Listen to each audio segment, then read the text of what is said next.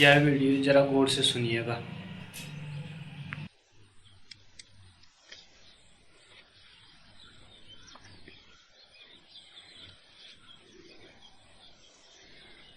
पहला प्रश्न, धर्म क्या है और आप कैसा धर्म पृथ्वी पर लाना चाहते हैं?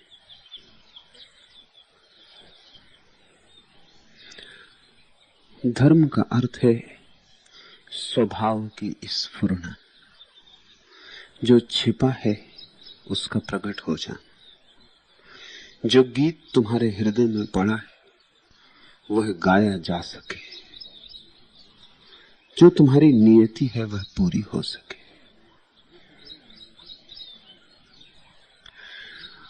और प्रत्येक की नियति थोड़ी थोड़ी भिन्न है, इसलिए ऊपर से आरोपित कोई भी आचरण धर्म नहीं हो पाता। धर्म की आधारशिला यही है, अंतः स्फूर्त हो। और यही भूल हो गई है, और इसी भूल को मैं सुधारना चाहता हूं। बहुत बार धार्मिक चेतना का जन्म हुआ है, लेकिन ज्योति खोख हो गई। बुद्ध में जला दिया और बुझ गया, महावीर में जला और बुझ गया, कृष्ण में और क्राइस्ट में, जरथुस्त और मोहम्मद में जला और बुझ गया। दिया जलता रहा है, बार बार जलता रहा है। परमात्मा मनुष्य से हारा नहीं, मनुष्य हारता गया और परमात्मा की आशा नहीं टूटी है। परमात्मा ने फिर कोशिश की है मनुष्य तक पहुंचने की, मनुष्य को खोज लेने की। मनुष्य कितने ही गहन अंधकार में हो, उसकी किरण आती रही है, उसका इशारा आता रहा, उसके पैगंबर आते रहे, उसका पैगाम आता रहा। लेकिन कहीं कोई एक बुनियादी भूल होती रही। उस भूल को समझोगे तो मैं क्या करना चाहता हूं वह तुम्हें स्पष्ट हो जाएगा।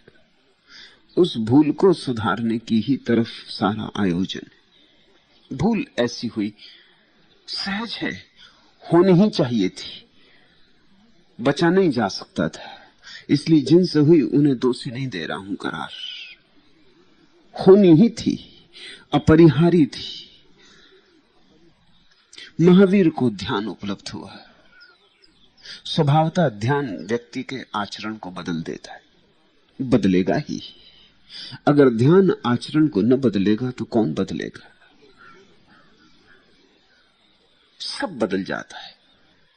ध्यान के साथ ही उठना, बैठना, सोना, जागना सब बदल जाता है। लेकिन हमें ध्यान तो दिखाई पड़ता नहीं, वह तो अंतरतम में घटता है। वैसी तो आंख हमारे पास नहीं, वैसी गहरी तो परख हमारे पास नहीं। हमें दिखाई पड़ता है आचरण, आचरण बाहर है। आचरण ध्यान का बहिरंग है। ध्यान के साथ आचरण रूपांतरित होता है, लेकिन हमें दिखाई पड़ता है आचरण रूपांतरित होता हुआ। स्वाभाविक हमारे अहंकार की भाषा में जहां हम कर्ता बने बैठे, यह प्रतिध्वनि उठती है कि हम भी ऐसा ही आचरण बना लें, हम भी महावीर जैसे हो जाएं। बस वहीं भूल हो जाती। महावीर की अहिंसा स्वतः स्फूर्त, तुम्हारी अहिंसा ऊपर से आरोपित। दोनों में जमीन आसमान का भेद हो गया। महावीर की अहिंसा पैदा हो रही भीतर जन्मे प्रेम के कारण, तुम्हारी अहिंसा पैदा हो रही नरक के भय के कारण, स्वर्ग के लोभ के कारण। महावीर में न तो नरक का भय है न स्वर्ग का लोभ है। महावीर में कैसा नरक का भय, कैसा स्वर्ग का लोभ। नरक का भय और स्वर्ग का लोभ तो ही संसार की दशा है, सांसारिक चित्त की आकांक्षा है। कष्ट ना हो, सुख हो, यही तो नरक और स्वर्ग। दुख से बचूं और सुख को पालूं, दुख कभी ना आए और सुख ऐसा आए कि कभी ना जाए, यही तो सांसारिक मन की मनोकांक्षा है, यही तो महत्वाकांक्षा है। कहो इसे वासना, तृष्णा या और कोई नाम दो। महावीर में कोई न तो नरक का भय है, न स्वर्ग की कोई आकांक्षा है। चित्त शांत हो गया, चित्त मौन हो गया, तरंगें उठती नहीं, अब समाधि फलित हुई है। वहां केवल साक्षी भाव रह गया है, वहां केवल दृष्टा विराजमान है। इस दृष्टा में कोई तरंग नहीं, कोई विचार नहीं, कोई भाव नहीं, कोई वासना नहीं, कोई तृष्णा नहीं, न कहीं जाना है न कुछ होना है, कोई भविष्य नहीं, कोई अतीत नहीं, सब ठहर गया है, संसार ठहर गया है। इस ठहरेपन का नाम कृष्ण ने कहा स्थिति प्रज्ञा, जिसकी प्रज्ञा स्थिर हो गई है। स्थिर धी, जिसकी धी स्थिर हो गई है। जैसे कोई दिया जलता हो ऐसे स्थान में जहां वायु का कोई झोंका ना है,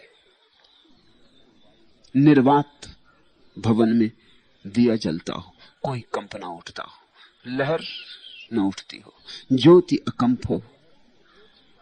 इस अकंप ज्योति का परिणाम यह है कि महावीर के जीवन में अहिंसा है। ये प्रेम का प्रतिफल है।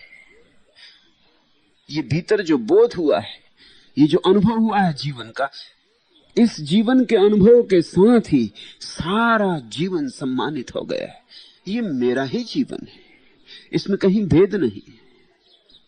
जब भी तुम किसी को मारते हो अपने को ही मारते हो, और जब भी किसी को दुख देते हो अपने को ही दुख देते हो।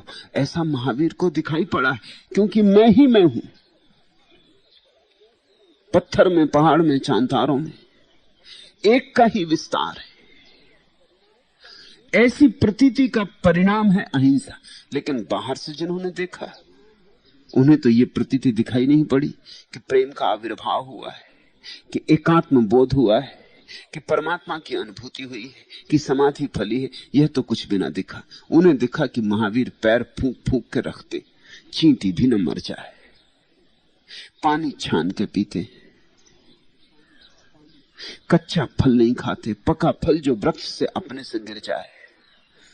कच्चे फल को तोड़ो तो पीड़ा तो होगी, कच्चा है, अभी जुड़ा है, अभी टूटने का क्षण नहीं आया। इसलिए महावीर पके फल को ही भोजन देते। ये तो महावीर के भीतर की अंतर्दशा का बाहर प्रतिफलन है। हम जो बाहर से देखते हैं उनको लगता है कि आदमी पैर फूंक फूंक के रखता है, रात करबट भी नहीं लेता कि कहीं कोई कीड़ा मकोड़ा ना दब जाए। गीली भूमि में नहीं चलता, क्योंकि गीली भूमि में कीटाणु होते हैं। पानी छान के पीता है, रात भोजन नहीं करता है। हमें ये बातें दिखाई पड़ी, हमने इस पर सारा धर्म खड़ा कर लिया। बस धर्म झूठा हो गया। महावीर का धर्म पैदा हुआ था समाधि से, ध्यान से। हमारा धर्म पैदा हुआ महावीर को बाहर से देखने से। हमने सोचा चींटी पर पैर ना पड़े, पानी छान कर पियो, रात भोजन ना करो, हिंसा मत करो, मांसाहार मत करो। बस हम भी उसी अवस्था को उपलब्ध हो जाएंगे जिसको महावीर हुए। तुम इस तरह उपलब्ध ना हो सकोगे। ध्यान रहे यह सूत्र, भीतर के अनुसार बाहर को चलना पड़ता है, बाहर के अनुसार भीतर नहीं चलता। भीतर मालिक बैठा है, बाहर तो सब छाया है।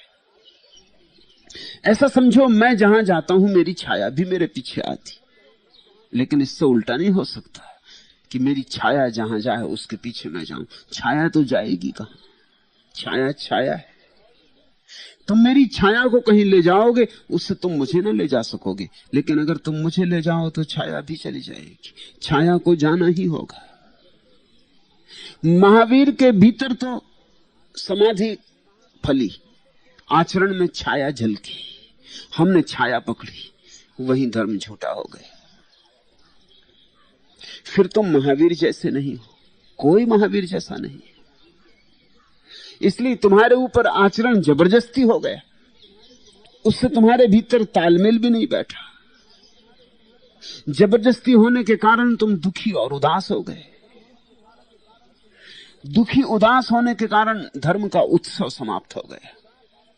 धर्म रुग्ण चित्त लोगों की बात हो गई। धर्म ऐसे लोगों की बात हो गई जो अपने को सताने में रस लेते।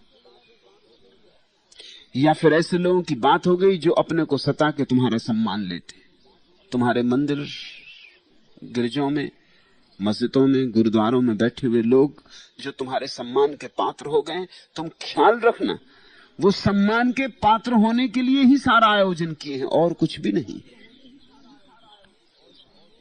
तुम चाहते हो उपवास वाले को हम सम्मान देंगे क्योंकि तुम्हारी धारणा है जो उपवास करेगा वो महावीर जैसा हो जाएगा। निश्चित महावीर ने उपवास किए थे, लेकिन किए थे ये कहना महावीर के संदर्भ में ठीक नहीं। उपवास हुए थे। मुनि कर रहा है, बस वही फर्क हो गया। होने और करने में जमीन आसमान का फर्क है। भीतर ऐसी तल्लीनता बंध गई थी कि कभी कभी उपवास हो गया था, याद ही ना आई थी। मुझसे भी हुए हैं, इसलिए तुमसे कहता हूं। मैंने कभी उपवास नहीं किया, लेकिन हुए जरूर। कभी ऐसी बंध गई लौ भीतर कि याद ही ना आई बाहर भोजन करने की। मन ऐसा मुग्ध हुआ भीतर कि बाहर की सारी द्वार दरवाजे अपने से बंद हो गए। उपवास हुआ, पता भी नहीं चला कब हो गया। जब टूटा तभी पता चला। जब भीतर की चेतना फिर बाहर लौटी तब याद आया कि 2 दिन निकल गए हैं, भोजन नहीं हुआ।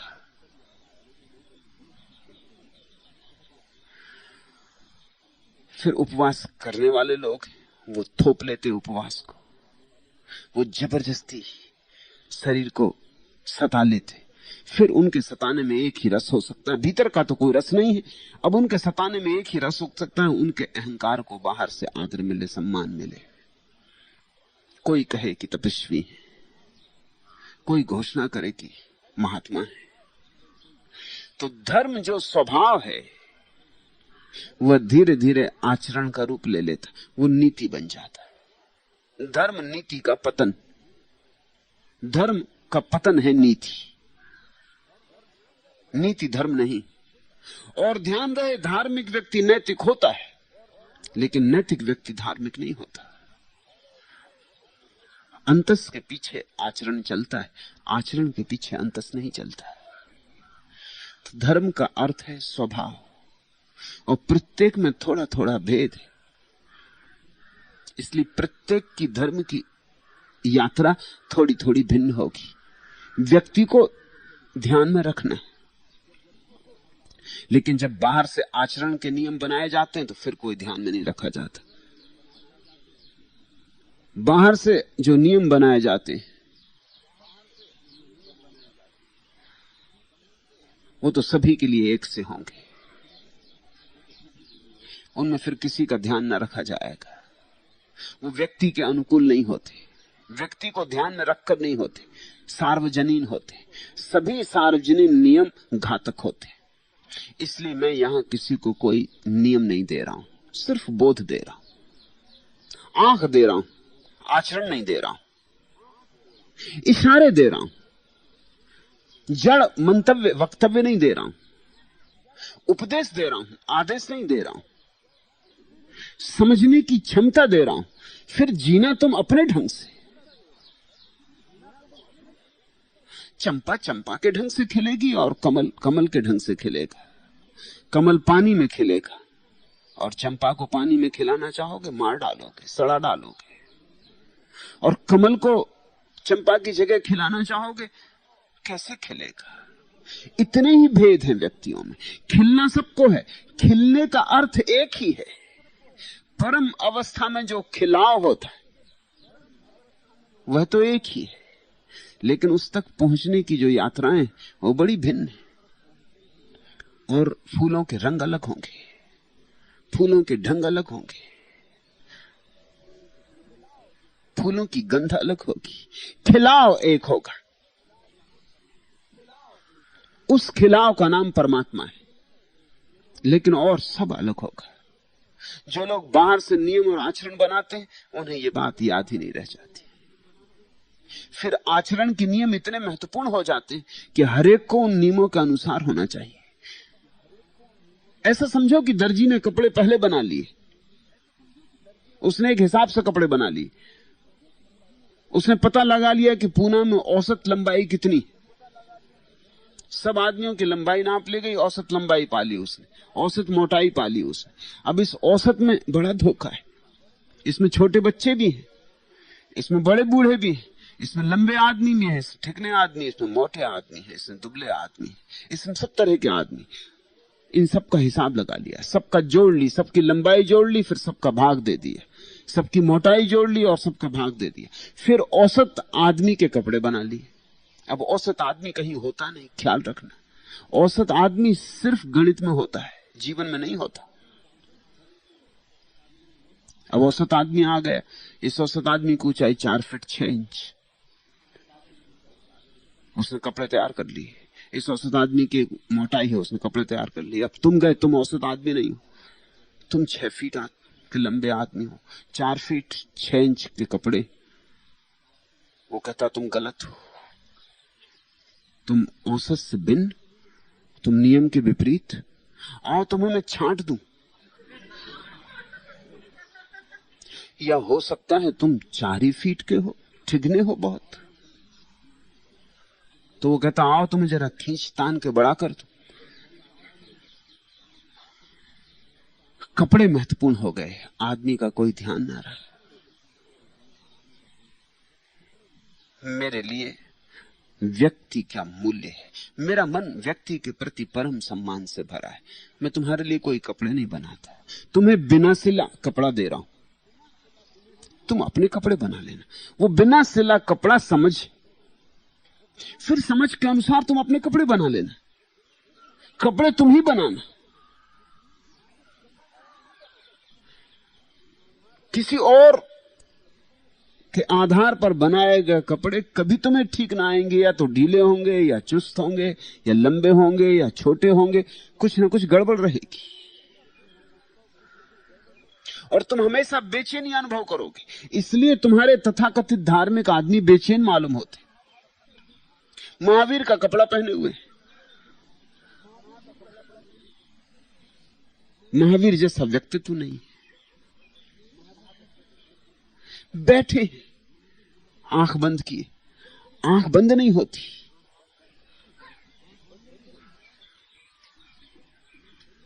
खड़े हैं नग्न और सक्षा रहे, और भीतर बड़ी गिलानी हो रही और बड़ी घबराहट भी हो रही कि मैं क्या कर रहा हूं, कोई देख ना ले, कोई क्या कहेगा, पागल न समझे। या तुम मंदिर में पूजा कर रहे हो, प्रार्थना कर रहे हो, और प्रार्थना में तुम्हारा हृदय नहीं, लेकिन कर रहे हो, तुम्हारे परिवार में होती रही। तुम सिर्फ औपचारिकता निभा रहे हो। धर्म झूठा हो जाता है औपचारिकता में। धर्म होना चाहिए तुम्हारे अंतःकरण से निष्पन्न। तुम अपना धर्म खोजो। न तो हिंदू धर्म तुम्हारा धर्म है, न ईसाई धर्म तुम्हारा धर्म है। ईसाई धर्म है जीसस के आधार से बनाए गए कपड़े, और हिंदू धर्म है कृष्ण के या राम के आधार से बनाए गए कपड़े, और जैन धर्म है महावीर के आधार से बनाए गए कपड़े। इसलिए तुम इतने बेहुदे और बेढंगे मालूम हो रहे हो। इसलिए पृथ्वी धर्म शून्य हो गई। सब कपड़े पहने हैं, लेकिन सब गलत कपड़े पहने हुए हैं। तुम अपने कपड़े बनाओ। समझ तुम्हें देता हूं, दृष्टि तुम्हें देता हूं, ध्यान तुम्हें देता हूं, भक्ति प्रेम तुम्हें देता हूं। फिर तुम अपने जीवन का आचरण खुद ही निर्मित करो, और तब तुम्हारे भीतर एक उत्फुल्लता होगी। नहीं तो बड़ी छोटी छोटी बातें बड़ा कष्ट देती। एक सज्जन मेरे पास आए, वो कहते हैं कि मुझसे क्या होगा, मैं बड़ा पापी हूं, अपराधी हूं। तुम्हारा अपराध क्या, पाप क्या? आदमी भले मालूम पड़ते हो। तुम्हारी आंखें देखता हूं तो ऐसी कोई पापी की आंखें नहीं मालूम पड़ती। तुम्हारे चेहरे पर पाप का कोई निशान भी नहीं मालूम पड़ता। उन्होंने कहा नहीं, आपको साहब पता नहीं। 8 बजे सो कर उठता हूं। अब इस व्यक्ति ने किताबें पढ़ ली जिनमें लिखा है कि ब्रह्म मुहूर्त में उठना चाहिए, ब्रह्म मुहूर्त में उठना पुण्य। अब 8 बजे सो के उठता है, इसलिए गिलानी से भरा है। 5 बजे सो के उठने में कोई ऐसी धार्मिकता नहीं। क्या धार्मिकता होगी? सब समय समान है। अब इसकी अड़चन ये है कि इसको 2 बजे रात तक तो नींद ही नहीं आती। अब जो आदमी 2 बजे तक सो न सके, वो अगर 8 बजे तक सोए तो कुछ हैरानी तो नहीं।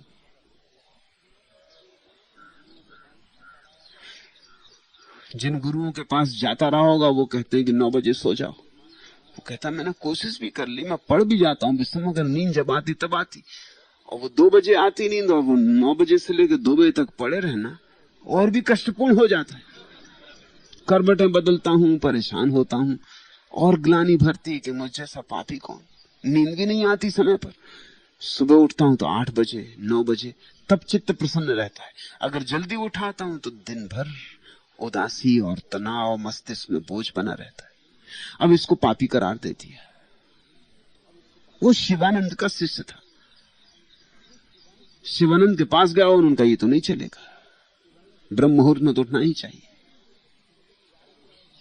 अब कुछ लोग ऐसे हैं जिनको 3 बजे के बाद नींद नहीं आती, जिनको 2 बजे के पहले नींद नहीं आती उनको तुम पापी बना देते हो, और जिनको 3 बजे के बाद नींद नहीं आती उनको तुम पुण्यात्मा बना देते हो। ऐसे लोग जो 3 बजे के बाद तड़फते उठने के लिए, उन्हें कोई बहाना मिल जाए तो वो जल्दी से उठाएं। उनकी नींद पूरी हो गई। मेरे हिसाब में कोई पापी नहीं, कोई पुण्यात्मा नहीं। ये भी कोई बात है? 8 बजे उठे तो 8 बजे उठे, जो सुगम मालूम होता है, जो शरीर को स्वाभाविक मालूम होता है, जो तुम्हारी प्रकृति को अनुकूल आता है, वही धर्म है।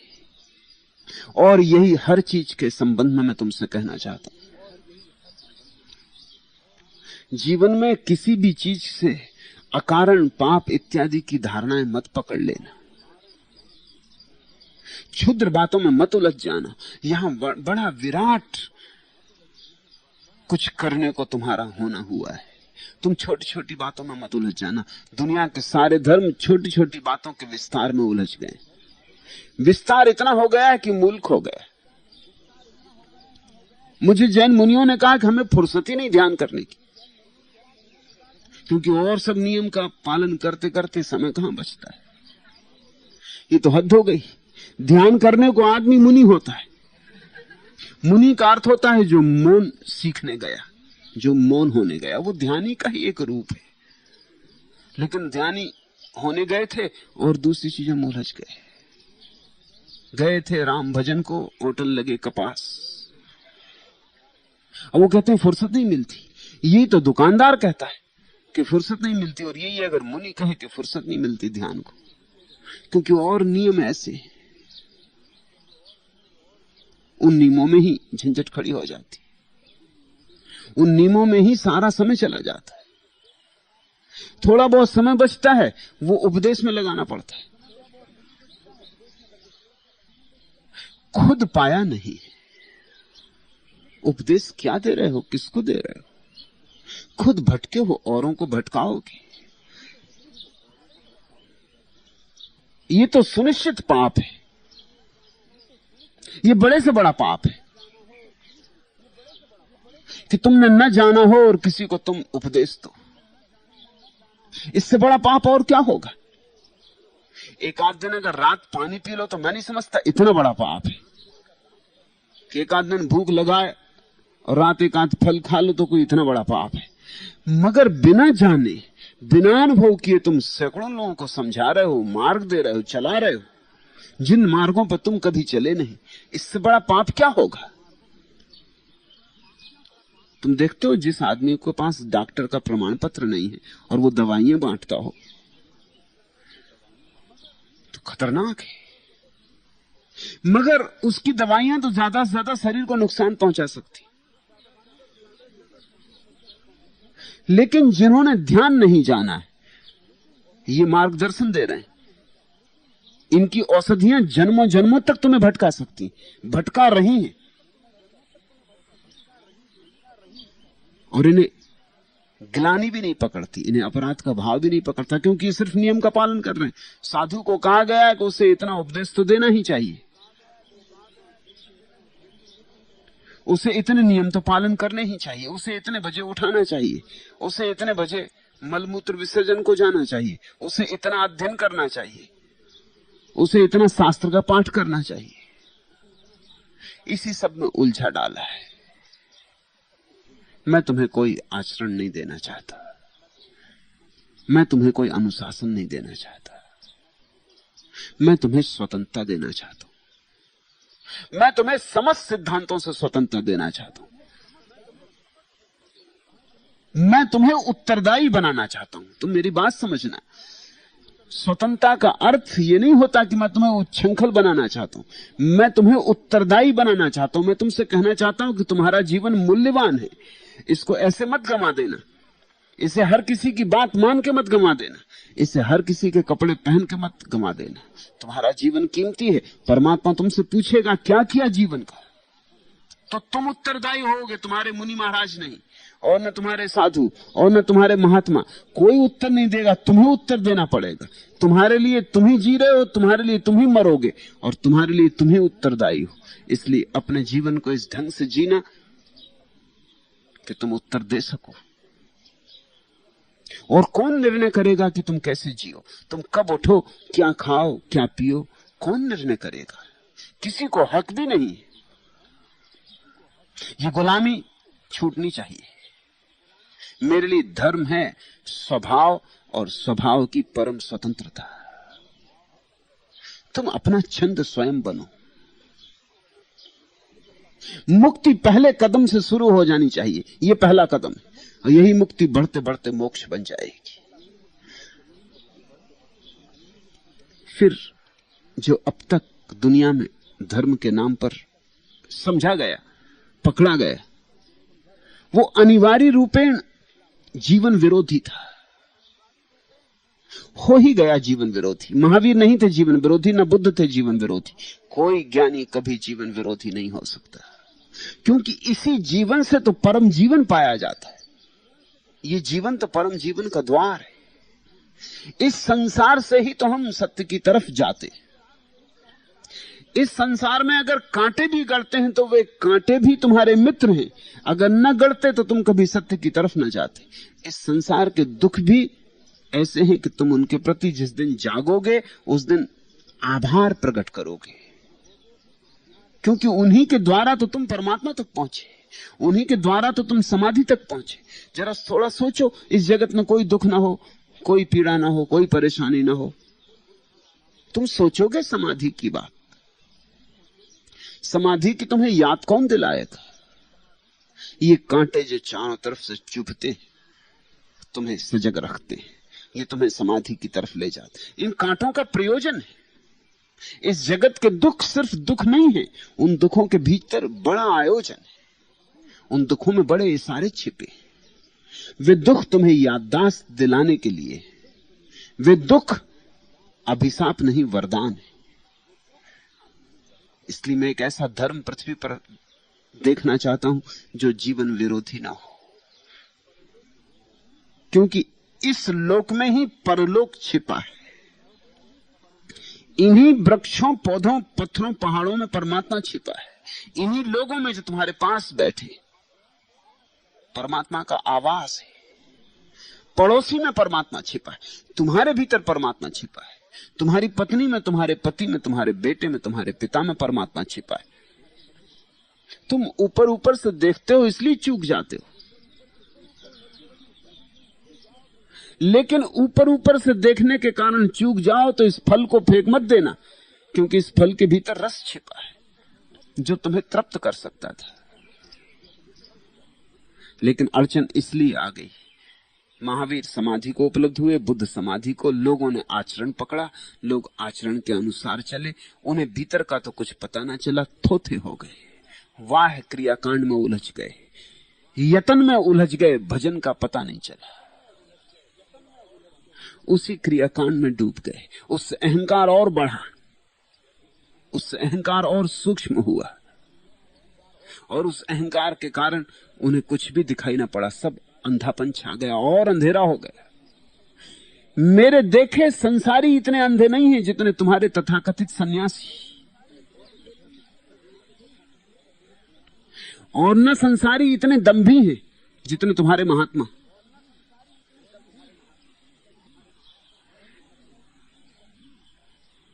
जीवन का एक अपूर्व अवसर है। इस अपूर्व अवसर का उपयोग करो चुनौती की तरह। इससे भागना नहीं है, इस अग्नि में खड़े होना है। यही अग्नि तुम्हें निखारेगी। इसी अग्नि में निखर कर तुम कुंदन बनोगे। तुम्हारा कचरा भर जलेगा और कुछ जलने वाला नहीं। इसलिए भागो मत, भागे तो कचरा बच जाएगा। तो मैं पूछा, तुमने कैसा धर्म इस पृथ्वी पर आप लाना चाहते हैं? जीवन स्वीकार का धर्म, परम स्वीकार का धर्म। क्योंकि जीवन अस्वीकार की बातें बहुत प्रचलित रही हैं, इसलिए स्वभावतः लोग देह के विपरीत हो गए, अपने शरीर को ही सताने में संलग्न हो गए। और ये देह परमात्मा का मंदिर है। मैं इस देह की प्रतिष्ठा करना चाहता हूं। और चूंकि लोग संसार के विपरीत हो गए, देह के विपरीत हो गए, इसलिए देह के सारे संबंधों के विपरीत हो गए। भूल हो गई। देह के ऐसे संबंध हैं जिनसे मुक्त होना है, और देह के ऐसे संबंध हैं जिनमें और गहरे जाना है। प्रेम ऐसा ही संबंध है। प्रेम में गहराई बढ़नी चाहिए, घृणा में गहराई घटनी चाहिए। घृणा से तुम मुक्त हो सको तो सौभाग्य, लेकिन अगर प्रेम से मुक्त हो गए तो दुर्भाग्य। और मजा यह है कि अगर तुम्हें घृणा से मुक्त होना हो तो सरल रास्ता यह है कि प्रेम से भी मुक्त हो जाओ। और तुम्हारे अब तक के साधु सन्यासियों ने सरल रास्ता पकड़ लिया। न रहेगा बांस, न बजेगी बांसुरी। लेकिन बांस और बांसुरी में बड़ा फर्क है। बांसुरी बजनी चाहिए, बांस से बांसुरी बनती है,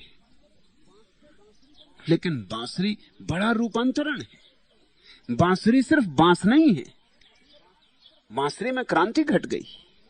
तुम अभी बांस जैसे हो, बांसुरी बन सकते हो। घृणा से भयभीत हो गए लोग, क्रोध से भयभीत हो गए, भाग गए जंगलों में। जब कोई रहेगा नहीं पास तो ना घृणा होगी ना क्रोध होगा। ये तो ठीक, लेकिन प्रेम का क्या होगा? प्रेम भी नहीं होगा। इसलिए तुम्हारे तथाकथित महात्मा प्रेम शून्य हो गए, प्रेम रिक्त हो गए। उनके प्रेम की रसधार सूख गई, वे मरुस्थल की भांति हो गए। और वहीं चूक हो गई। परमात्मा तो मिला नहीं, संसार जरूर खो गया। सत्य तो मिला नहीं, इतना ही हुआ कि जहां सत्य मिल सकता था, जहां सत्य को खोजा जा सकता था, जहां चुनौती थी पाने की, उस चुनौती से बच गए। एक तरह की शांति मिली, लेकिन वो मुर्दा, मरघट की। एक और शांति है उत्सव की, जीवंत, उपवन की। मैं उसी शांति के धर्म को लाना चाहता हूं। तुम जीवन को अंगीकार करो, देह को अंगीकार करो। परमात्मा ने जो दिया है सब अंगीकार करो। उसने दिया है तो कुछ उसमें राज छिपा होगा ही। इस वीणा को फेंक मत देना, इसमें संगीत छिपा है। इसे बांस मत समझ लेना, इसमें बांसुरी बनने की क्षमता है। जल्दी छोड़ छाड़ के भाग मत जाना, तलाश करना। हालांकि तलाश कठिन है, होनी ही चाहिए, क्योंकि तलाश के लिए कीमत चुकानी पड़ती है। जो खोजेगा वह पाएगा। इसी जीवन में खोजना है। परमात्मा ने संसार बनाया, कभी ऐसा मत सोचो परमात्मा संसार रोज बना रहा है, प्रतिपल बना रहा है। ऐसा कोई बना दिया एक दफा और खत्म हो गया काम, तो फिर नए पत्ते कैसे आ रहे हैं, फिर नए फूल कैसे खिल रहे हैं, फिर चांद तारे कैसे चल रहे हैं, फिर नए बच्चे कैसे पैदा हो रहे हैं। रोज नए का जन्म हो रहा है। तो ये धारणा तुम्हारी गलत है कि परमात्मा ने सृष्टि की। परमात्मा सृष्टि कर रहा है। और अगर तुम मेरी बात और भी ठीक से पकड़ना चाहो तो मैं कहता हूं परमात्मा सृष्टि की प्रक्रिया है। परमात्मा कोई अलग व्यक्ति नहीं है कि बैठा है और बना रहा है चीजों को। कुम्हार नहीं है कि घड़े बना रहा है। नर्तक है, नाच रहा है। उसका नाच उसका अंग है। इन सब फूलों में, पत्तों में, सागरों में, सरोवरों में उसका नाच है। तुम में, मुझ में, बुद्ध महावीर में उसका नाच है। उसकी भाव भंगिमाएं, उसकी अलग अलग मुद्राएं, इनमें पहचानो। तो मैं भगोड़े धर्म से छुटकारा दिलाना चाहता हूं। देह स्वीकृत हो, देह मंदिर बने। प्रेम स्वीकृत हो, प्रेम पूजा बने। संसार का सम्मान हो, क्योंकि उसमें सृष्टा छिपा है। अभी भी उसके हाथ काम कर रहे हैं। अगर तुम जरा संसार में गहरा प्रवेश करोगे तो उसके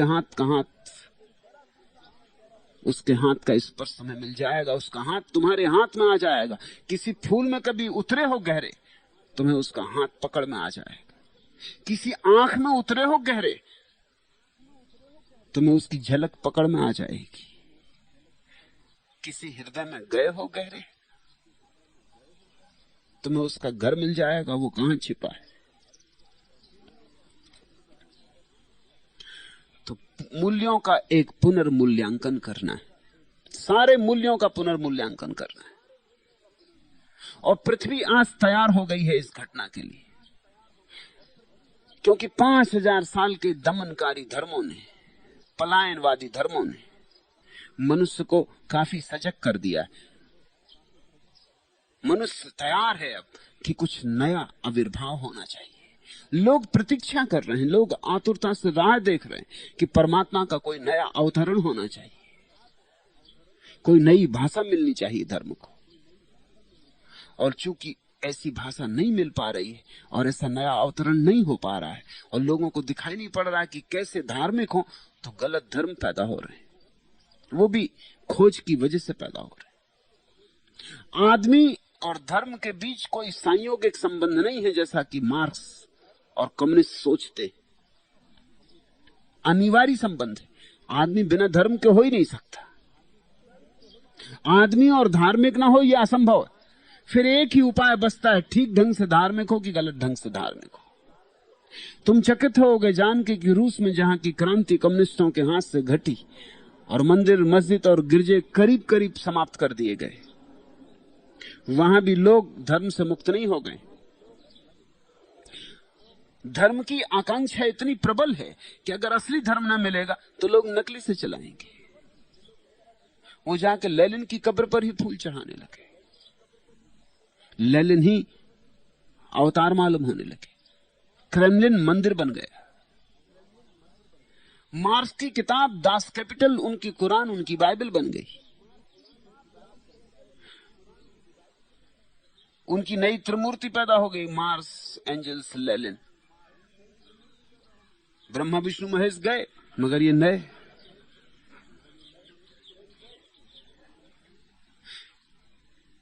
जर्मनी में हिटलर करीब करीब लोगों के लिए ऐसा हो गया जैसे वही पूजनीय है। लोग पूजा का कोई स्थल चाहते। अगर तुम सब स्थल छोड़ लोगे तो वो अपने ही स्थल बना लेंगे, कुछ भी बना लेंगे, कुछ भी खड़ा कर लेंगे, जो मिल जाएगा उसी की पूजा करेंगे। लेकिन पूजा, प्रार्थना, प्रेम मनुष्य के भीतर छिपी हुई कोई अनिवार्य आवश्यकता है। मेरे पास पत्र आते हैं। कल ही एक पत्र आया रूस से एक महिला का कि वो आना चाहती, लेकिन सरकार आज्ञा नहीं देती। तो उसने लिखा है, यहां से मैं निमंत्रण दिलवाऊं, कोई यहां से गारंटी लेने को हो 3 महीने के लिए तो शायद स्वीकृति मिल जाए। लेकिन उसका पत्र इतना प्यारा है कि लक्ष्मी डरी किसी से स्वीकृति तो दिलवा दे, लेकिन वो फिर न जाए तो क्या करे। उसका पत्र से ऐसा लगता है फिर वो जाने वाली नहीं। तो जो स्वीकृति लेगा वो झंझट में पड़ जाएगा, जो निमंत्रण देगा वो झंझट में पड़ जाएगा। उसके पत्र से लगता नहीं कि एक दफा वो आ गई रूस के बाहर तो फिर भीतर जाएगी। आदमी के भीतर अनिवार्य तड़फ है, और तड़फ गहरी हो गई क्योंकि सब पुराने धर्म फीके पड़ गए और सब नए तथाकथित कम्युनिस्ट और फैसिस्ट धर्म झूठे हैं, थोथे हैं, उनसे आत्मा तृप्त नहीं होती। तो मनुष्य बड़ी आतुरता से प्रतीक्षा कर रहा है कोई नई किरण उतरे। इसलिए मैंने कहा कि ये गैरिक आग फैलती जाए सारी दुनिया में तो नई किरण उतर सकती है। और इस तरह का सन्यास ही अब भविष्य का सन्यास हो सकता है, भगोड़ा सन्यास नहीं हो सकता। जीवन को अंगीकार करने वाला सन्यास ही भविष्य में स्वीकृत हो सकता है। और मैं कोई कारण नहीं देखता हूं कि कहीं भाग कर जाने की जरूरत है। तुम जाओ वहीं, अगर तुमने हृदय पूर्वक पुकारा तो परमात्मा आता है। असली बात हृदय पूर्वक पुकारने की, असली बात न तो पवित्रता की है, न शुद्धता की है, न योग की है, न त्याग की है। असली बात इतनी ही है कि तुम परिपूर्ण असहाय होकर, निरअहंकार होकर उसके चरणों में गिर जाओ। तुम थोड़े भी बचे तो रुकावट रहेगी, तुम बिल्कुल चले गए उसी क्षण रुकावट टूट जाती।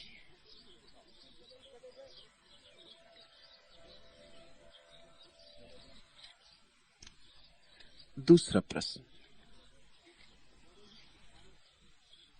भगवान तेरे ही इशारे पर मैंने अपना पूरा प्यार उंडेल दिया, और जब तेरी तस्वीर के सामने होती हूं तो तुझ में उसी को देखती हूं, और उसके पास होती हूं तो तेरा ही रूप उसमें झलकता है। तो क्या ये मेरी आंखें धोखा खा रही हैं? प्रभु बताने की कृपा करें। नहीं चेतना, आंखें खुल रही हैं, धोखा नहीं खा रही। आंखें पहली बार उपलब्ध हो रही। धीरे धीरे ये आंखें और गहराएंगी, इनका धुंध और कटेगी, तब चित्र की भी जरूरत न रह जाएगी। तब वृक्ष में भी और पत्थर में भी सब तरफ वही दिखाई पड़ने लगेगा। ये शुरुआत है। जो गुरु में दिखाई पड़ता है उसे एक दिन सारे संसार पर फैला देना है। गुरु तो सिर्फ द्वार है, इसलिए नानक ने बिल्कुल ठीक मंदिर को नाम दिया गुरुद्वारा। वो मुझे पसंद है। गुरु द्वार है, उससे तो सिर्फ विराट आकाश की तरफ यात्रा शुरू होती। शुभ हो रहा है। ऐसी ही आंखें चाहिए, ऐसी ही आंखों को दर्शन होता है, ऐसी ही आंखों को दृष्टि उपलब्ध होती है। मैंने सुना है एक ज़ेन कहानी। A monk said, I am told that all Buddhas and all the Buddha dharmas issue from one sutra. What could this sutra be? The master replied, revolving on forever, no checking it, and no arguing, no talking can catch it. How shall I then receive and hold it? The master laughed and said, if you wish to receive and hold it, you shall hear it with your eyes. एक भिक्षु ने पूछा अपने गुरु को, मैंने सुना है कि समस्त बुद्ध और समस्त बुद्धों के धर्म एक ही संक्षिप्त सूत्र से पैदा हुए, वह सूत्र क्या है? सदगुरु ने कहा,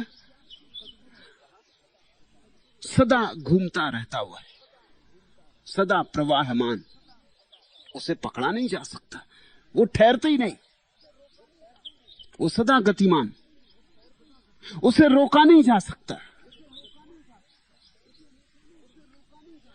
और कोई तर्कों के द्वारा भी उसको पकड़ा नहीं जा सकता, और कोई शब्द उसे प्रकट करने में समर्थ भी नहीं। स्वभावतः भिक्षु ने पूछा, तब मैं उसे किस तरह ग्रहण करूं और किस तरह आत्मसात करूं और किस तरह अपने भीतर संभालूं, कैसे उसे अपनी आत्मा में वास करने को पुकारूं? सदगुरु हंसा और उसने कहा, यदि तुम चाहते हो उसे स्वीकार करना, ग्रहण करना और अपने भीतर बसा लेना, तो तुम्हें एक कला सीखनी होगी। कानों से सुनना तुम जानते हो, अब तुम्हें आंखों से सुनना सीखना पड़ेगा। आंखों से सुनना, चेतना वही तुझे हो रहा है।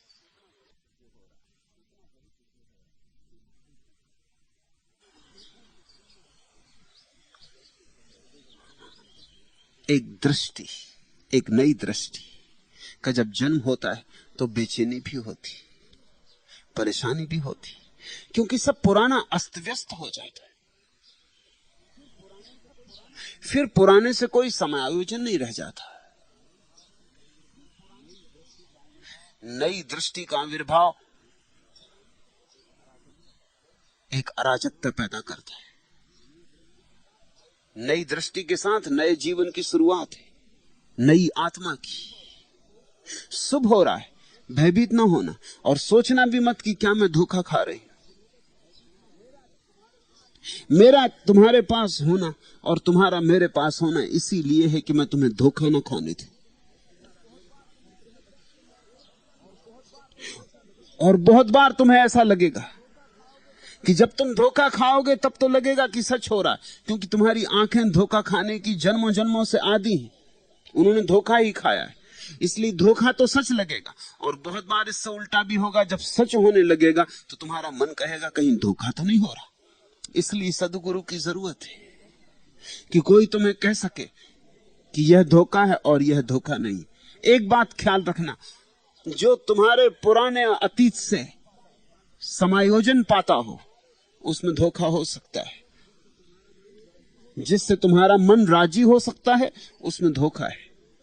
जिससे तुम्हारा मन राजी ना हो, बेचैन होने लगे, जिससे तुम्हारा मन आत्मसात ना कर सके, जिसके साथ मन सोचने लगे क्या हो रहा है क्या नहीं हो रहा, मैं पागल तो नहीं हो रहा, कोई भ्रम तो नहीं खा रहा, तब तुम समझ लेना बहुत संभावना इस बात की है कि सत्य करीब आ रहा है। मन असत्य से इतना रच पच गया है कि जब सत्य करीब आता है तो उसे धोखे जैसा मालूम होता है।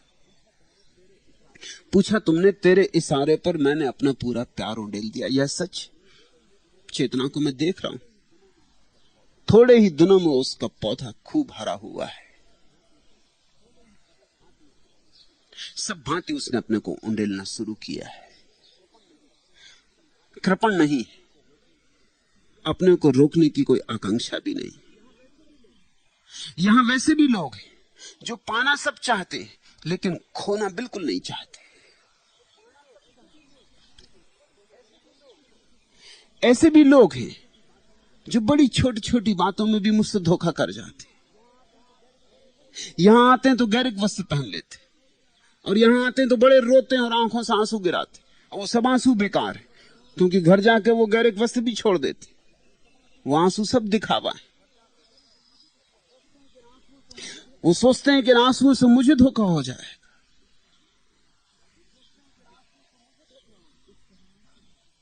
इस तरह नहीं चलेगा। तुम मुझे धोखा नहीं दे सकोगे, न तुम्हारे आंसुओं से, न तुम्हारे नाच गान से, न तुम्हारे भजन कीर्तन से। तुम अगर मेरे साथ हो तो मेरे साथ होने से जो तकलीफ होती है उससे भोगना होगा। मेरे साथ होने से जो अड़चन आती है वो भी झेलनी होगी।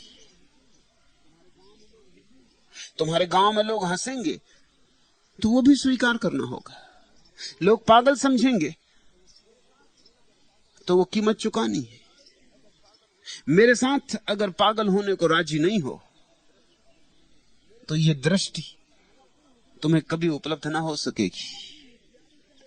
तुम अपनी होशियारी से मेरे पास अगर हो तो खोजोगे, चूकोगे अवसर। अपनी होशियारी छोड़ ही दो। सन्यास का वही अर्थ है। तुम घोषणा करते हो कि अब मैंने अपनी होशियारी छोड़ी, लेकिन तुम बड़े चालबाज हो। तुम ऐसी ऐसी तरकीबें निकाल लेते हो कि तुम्हें शायद खुद भी पता ना चलता हो। ऐसा नहीं कि तुम मुझे ही धोखा देते हो, तुम्हारी चालबाजी ऐसी कि तुम अपने को भी धोखा देते हो। एक मित्र ने पूछा है कि हम बड़े प्रेम में कभी कभी आपको गालियां भी देते, आपका इस संबंध में क्या कहना? इतना ही कहना है कि इतना प्रेम मैं नहीं सोचता कि अभी तुम्हारे पास होगा। गालियां जरूर देते होगे, लेकिन प्रेम का तुम धोखा खा रहे हो। प्रेम का तुम अपने को धोखा दे रहे हो। तुम अपने को समझा रहे हो कि प्रेम में दे रहे हैं। जरा गौर से देखना, देने के कारण दूसरे होंगे। देने का मौलिक कारण तो यही होगा कि तुम्हें मेरे साथ झुकना पड़ा है, उसका तुम बदला ले रहे हो।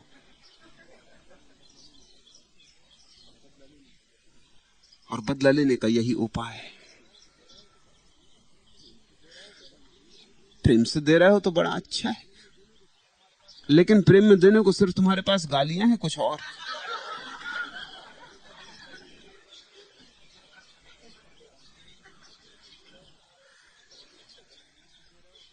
फिर अगर प्रेम से दे रहे हो और तुम्हारे पास सिर्फ गालियां हैं तो मुझे स्वीकार है, लेकिन प्रेम में गाली बचती नहीं। गाली में कहीं ना कहीं विरोध है। विरोध को तुम लीप पोत लेना चाहते हो, मगर तुम्हारे भीतर गाली तो है ही, कहीं तो ही आ रही। एक फकीर एक गांव में गया और उस गांव के लोगों को उससे बड़ा विरोध था, तो उन्होंने एक जूतों की माला बनाकर उसको पहना दी। वो फकीर खूब हंसने लगा। गांव के लोग बड़े हतप्रभ हुए। उन्होंने पूछा, मामला क्या, आप हंस क्यों रहे? उन्होंने कहा कि हंस इसलिए रहा हूं कि आज पता चला कि अभी तक मैं सिर्फ मालियों के गांव जाता रहा, चम्हारों के गांव पहली दफा आया। यही तो मैं सोचता था कि बात क्या, जिस गांव में जाता हूं लोग फूल की माला चढ़ा देते, क्या माली ही माली रहती। आज अच्छा हुआ आ गया, मेरे जूते भी फट गए, तो तुम सब चम्हार हो। उस फकीर ने कहा, नहीं तो जूते की माला बनाने की सोचते भी कैसे, ये तुम्हें विचार कैसे आया? अब तुम कहो कि हम जूते की माला बड़े प्रेम में चढ़ा रहे हैं। माला तो प्रेम में चढ़ाई जाती, सो सच, लेकिन जूते की माला तो कहीं तुम्हारा चम्हारपन प्रकट हो रहा है। गाली मिली तुम्हें देने को प्रेम में,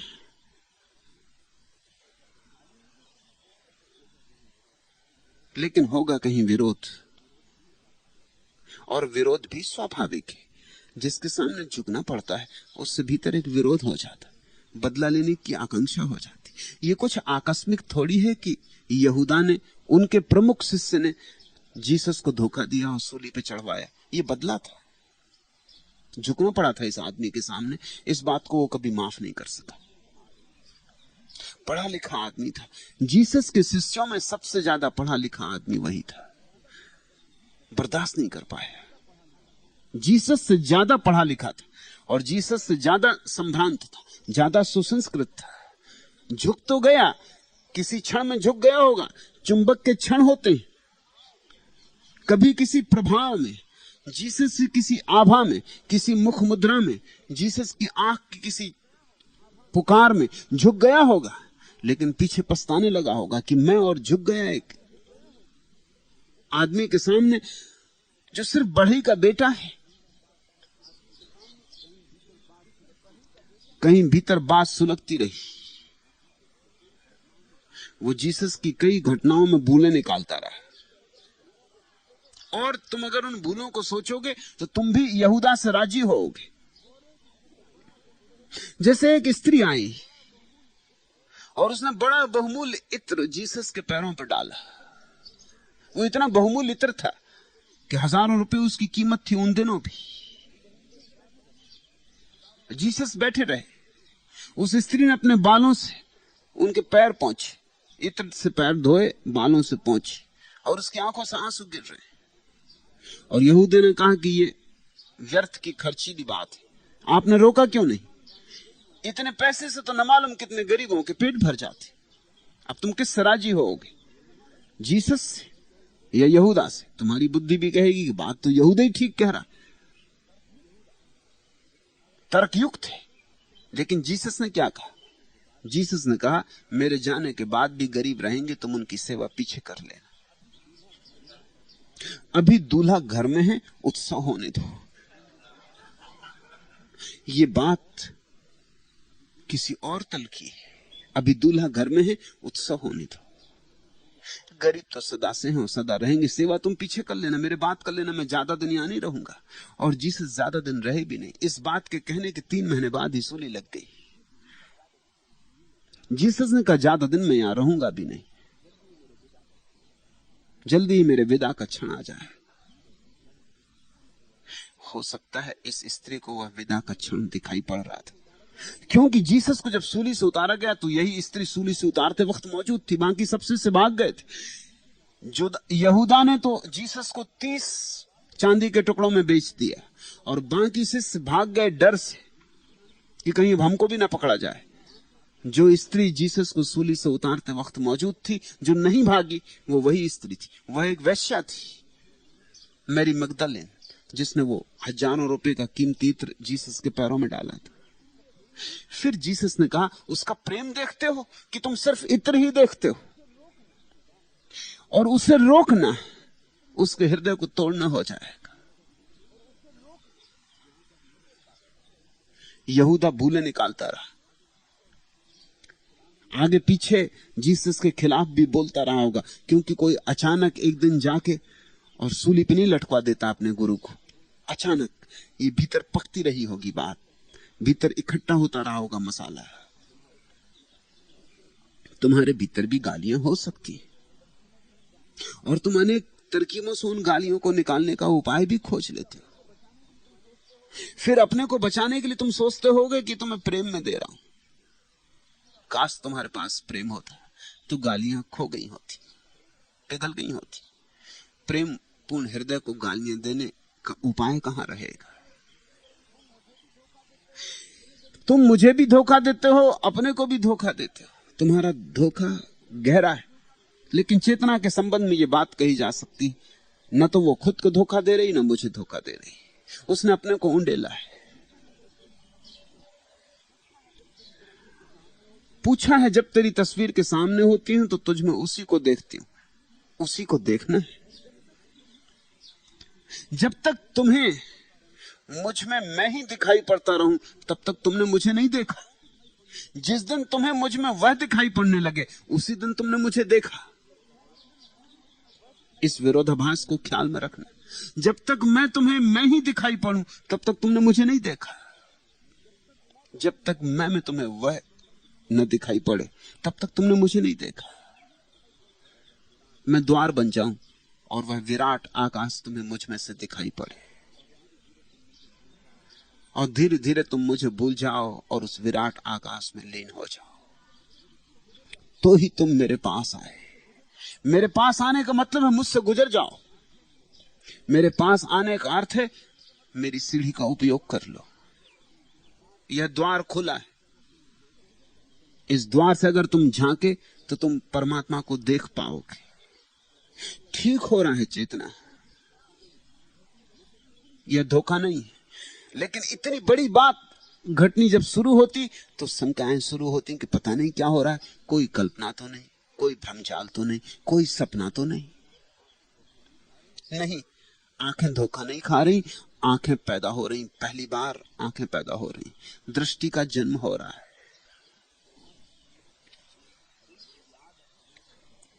उनकी याद, उनकी तमन्ना, उनका गम, कट रही है जिंदगी आराम से। शिष्य जैसे जैसे गुरु के निकट होता है, वैसे वैसे पीड़ा भी होती है, विरह की, मिलन का सुख भी होता, हंसी भी आती, आंसू भी गिरते। जिंदगी एक नया पर ले लेती, नए पंख ले लेती। अब उदासी में भी एक रौनक होती, अब विरह में भी मिलन की आभा होती।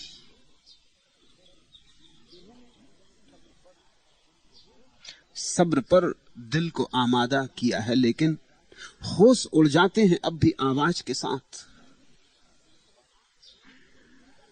आवाज सुनाई पड़नी शुरू होगी, आंख से सुनी जाती है वह आवाज, ख्याल रखना। क्यों इस ज़ेन फकीर ने कहा कि आंख से सुनोगे तब सुनाई पड़ेगा? बात बड़ी बेबूझ है। सुनता आदमी कान से, आंख से तो नहीं। एक और फकीर से किसी ने पूछा, बाबा फरीद से किसी ने पूछा कि सच और झूठ में कितना अंतर है? उसने कहा 4 इंच का। पूछने वाले ने पूछा सिर्फ 4 इंच का? तो फरीद ने कहा कान और आंख में जितना अंतर है बस उतना है। कान से सदा दूसरे की बात सुनाई पड़ती, सदा उधार होती, और कान से सुनी बात पर भरोसा मत कर लेना। उसी के कारण तो लोग शास्त्रों में उलझ गए, शब्दों में उलझ गए। वो कान से सुनी गई बात है। आंख पर भरोसा करना, देखे पर भरोसा करना, सुने पर भरोसा मत करना। सुने का कोई प्रमाण नहीं है कि ठीक हो कि न ठीक हो, सुना सुना है। इसलिए ज़ैन फकीर ने ठीक कहा कि जब तू आंख से देखने लगेगा तब देख पाएगा उस परम सूत्र को जिससे सारे बुद्ध पैदा होते, सारे बुद्धों के धर्म पैदा होते।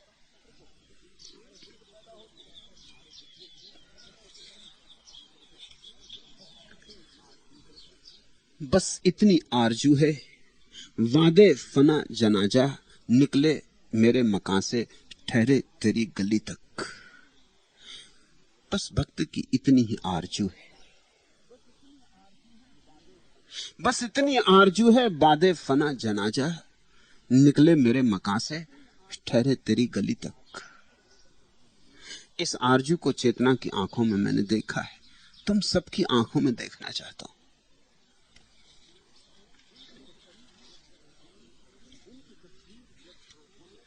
उनकी तस्वीर जब आंखों में उतर आई, मैंने तारीख फजाओं में जिया पाई।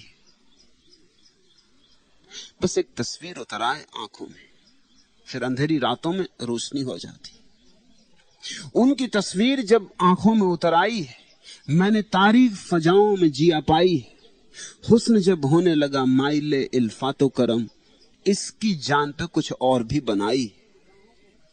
आज तक मेरी निगाहों को मैसर न हुई, लोग कहते हैं कि गुलशन में बहार आई है।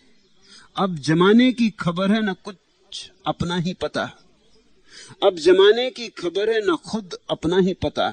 मेरी वहशत मुझे क्या जाने कहां लाई है।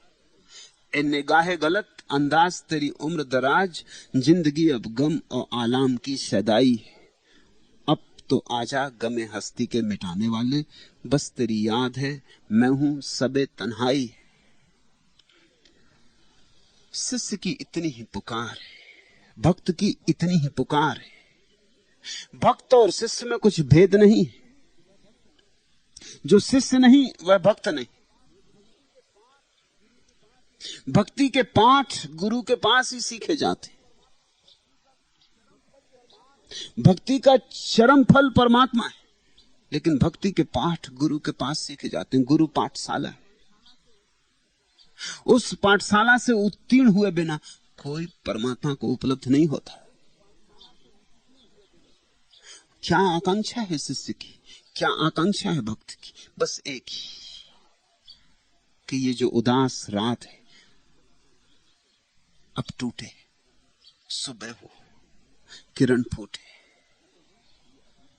ये आकांक्षा तो है, ये अभीप्सा तो है, लेकिन कोई अधीरता नहीं, प्रतीक्षा है। प्रार्थना उसी दिन पूरी होगी जिस दिन अभीप्सा भी पूर्ण हो और प्रतीक्षा भी पूर्ण हो, जिस दिन मांग भी हो और मांग एक अर्थ में ना भी हो। एक तरफ भक्त पुकारता है कि आओ, अब और नहीं सहा जाता, और दूसरी तरफ भक्त कहता है जब भी आओगे तब तक प्रतीक्षा करने की मेरी तैयारी। अनंत काल में भी आओगे तो भी मैं प्रतीक्षा करता रहूंगा। तब उसी क्षण घटना घट जाती। शुभ हुआ है, पहली दफा आंख खुलनी शुरू हुई है। इस आंख पे भरोसा करो, इस आंख को पूरा बल दो, इस आंख में पूरी ऊर्जा डाल दो। यही आंख दर्शन है।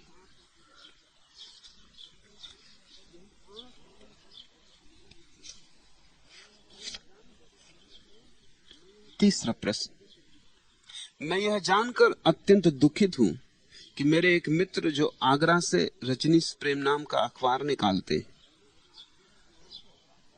उन्हें आश्रम की ओर से अखबार बंद करने के लिए कहा जा रहा है। क्या आश्रम की आप पर मालकियत है?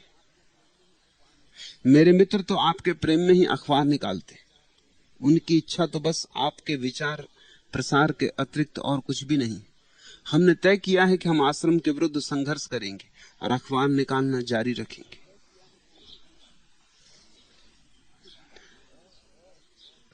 कुछ बातें समझ लेना उपयोगी होंगी और संदर्भों में भी उनका काम आएगा। पहली तो बात ख्याल रखना कि मेरे अतिरिक्त यहां कोई आश्रम इत्यादि नहीं। लड़ोगे तो मुझसे, ये आश्रम का बहाना भी सिर्फ तुम्हारी लड़ने की वृत्ति के कारण है। यहां मेरे अतिरिक्त कोई भी नहीं। यह आश्रम मेरी देह है। यहां जो भी हो रहा है वो मेरे इशारे से हो रहा है। अच्छा हो बुरा हो, सबकी जिम्मेवारी मेरी। सोए लोगों की जिम्मेवारी हो भी क्या सकती? जो काम में लगे हैं आश्रम में, वे सोए हुए लोग हैं। वे केवल मेरे इशारे पर चल रहे हैं। इसलिए ख्याल रहे, लड़ना हो तो मजे से लड़ना, लेकिन सब लड़ाई तुम मुझसे ही कर रहे हो। और अपने को यह धोखा मत देना कि तुम आश्रम से लड़ रहे हो। तुम मुझे आश्रम से अलग करना ही मत। और आश्रम अलग नहीं है तो मुझ पर आश्रम का कब्जा क्या होगा? आश्रम मेरा खेल है। रही बात अखबार निकालने की, तो तुम समझो ठीक से क्यों रोका जा रहा है। मैं जो कहता हूं उसे ठीक प्रमाणित रूप से लोगों तक पहुंचना चाहिए। संदर्भ के बाहर टुकड़े निकाल निकाल के तुम कुछ छाप देते हो, उनका अर्थ बदल जाता है, उनका प्रयोजन बदल जाता है। उनका प्रयोजन उन टुकड़ों को चुनने वाले का प्रयोजन होता है, मेरा प्रयोजन नहीं होता। इसलिए मैं नहीं चाहता हूं कि कहीं भी देश में कोई प्रकाशन हो जो मेरी देखरेख में नहीं हुआ है, अन्यथा वो गलत होगा, उससे नुकसान होगा। उसके परिणाम घातक पहले हुए, अब भी होंगे। पहले तो रोका नहीं जा सकता था, अब रोका जा सकता है, इसलिए रोका जाना चाहिए। महावीर के पीछे इतना उपद्रव क्यों खड़ा हुआ? क्योंकि दो तरह के लोगों ने शास्त्र लिख लिए थे। बुद्ध के मरते ही 36 संप्रदाय हो गए बुद्ध के, क्योंकि 36 तरह के शास्त्र उपलब्ध थे। बुद्ध ने तो एक ही बात कही थी, लेकिन लिखने वाले अपने अपने मन से लिख लिए थे। किसी ने कुछ छोड़ दिया था, किसी ने कुछ जोड़ दिया था। किसी को कोई बात महत्वपूर्ण पड़ी थी मालूम, उसने लिख ली थी। किसी को वो बात महत्वपूर्ण नहीं मालूम पड़ी, उसने नहीं लिखी थी। किसी ने कोई अंश लिख लिया था जो महत्वपूर्ण उसे मालूम पड़ा था, शेष छोड़ दिया था।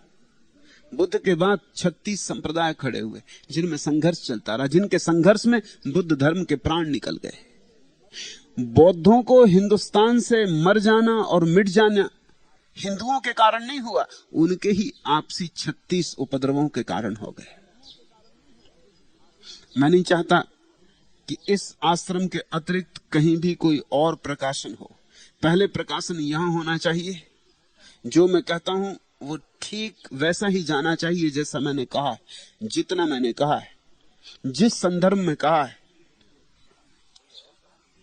इसलिए रोका जा रहा है, कोई और कारण नहीं है। और तुम कहते हो कि मेरे मित्र तो आपको प्रेम करते हैं इसलिए अखबार निकालते हैं। अगर मुझको प्रेम करते हैं तो मेरी सुनेंगे। रजनीश प्रेम अखबार का नाम रख लेने से कोई रजनीश से प्रेम नहीं हो जाता।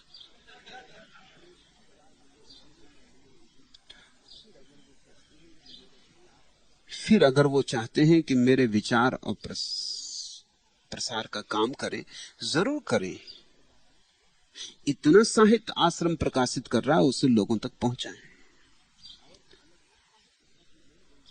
और अलग साहित्य की कोई जरूरत नहीं। मैंने उनका अखबार भी देखा है, वो एकदम गलत सलत है। उसमें कुछ का कुछ लिखा जा रहा है। टुकड़े कहीं कहीं से निकाल के रख देते, स्मरण रहे मैं जो भी कह रहा हूं उसकी एक संदर्भ है, एक प्रसंग है। उस प्रसंग के बाहर उसका अर्थ कुछ और हो जाएगा, अनर्थ हो जाएगा। इसलिए इस तरह की कोई प्रवृत्ति नहीं चलने दी जाएगी। और ये सदा के लिए ख्याल रख लो कि यहां जो भी हो रहा है, आगे जो भी होगा, जब तक मैं हूं तब तक सब मेरे इशारे से हो रहा है। तुम्हें कई बार लगता है कि ऐसा क्यों होगा, तुम्हें कई बार लगता है कि भगवान ऐसा क्यों करेंगे। तुम्हारा लगना और मेरी दृष्टि मेल न खाए तो तुम ये मत समझना कि कुछ गलत हो रहा है। उदाहरण के लिए एक मित्र ने लिखा है पत्र कि मैं आया था बड़ी आशाओं से कि आपके चरणों में बैठूंगा, सेवा करूंगा, और यहां आके आपसे मिलने भी नहीं दिया जाता है। आपको क्या बंदी बना लिया गया है? ऐसा अनेक मित्रों को लगता है। मैं किसी का बंदी नहीं हूं। सिर्फ तुम मेरे चरण न दबा सको ज्यादा, तुमसे मुझे छुटकारा दिलवाया गया, और कुछ भी नहीं। सिर्फ तुमसे मुझे स्वतंत्र किया गया है, लेकिन तुम समझते हो मैं बंदी बना लिया गया। मैं काफी परेशान आ गया हूं पैर दबाने वालों से, क्योंकि वो न समय देखते न सुविधा देखते। काफी अनुभव के बाद ये इंतजाम करना पड़ा। वो जो पहरेदार खड़े हैं द्वार पर, वो मुझे बंदी बनाने को नहीं खड़े। मुझे तो जब बाहर जाना होता है तो कोई रोकने को नहीं। वो सिर्फ तुम्हें नहीं भीतर घुसने देते, लेकिन तुम्हें घुसने दिया नहीं जाना चाहिए। जब जरूरत हो तब तुम्हें जरूर अवसर है, और अवसर की प्रतीक्षा करनी सीखनी चाहिए। नहीं तो मैं बहुत परेशान हो लिया हूं। मैं ज्यादा काम कर सकूं इसलिए ये व्यवस्था की गई है। मैं एक दफा ट्रेन में था, रात 2 बजे एक आदमी भीतर आ गया। मैं तो सोया था, शिविर से लौटता था उदयपुर से, तो सोया था। कोई 12 बजे तो वहां से ट्रेन चली, तो बस सोया था। कोई 2 ही घंटे सो पाया होऊंगा कि देखा कोई मेरे पैर दाब रहा, तो नींद खुली। मैंने पूछा, भाई क्या कर रहे? चरण सेवा कर रहा हूं। मगर मेरे चरण कम से कम मुझसे पूछ तो लेना चाहिए।